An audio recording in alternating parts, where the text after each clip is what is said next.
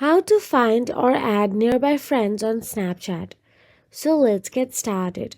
First, launch the Snapchat app on your device and make sure you are logged into your Snapchat account. Then, all you have to do is tap on the Bitmoji icon available in the top left corner of your screen to access this Snap map. Once there, scroll down and look for the map option available there and simply tap on it. Now inside the map, tap on the settings and make sure that you are not on ghost mode. If it is toggled on, then make sure to toggle it off. Now go back to the map again and look for areas on the map with colored spots indicating activity levels at the top.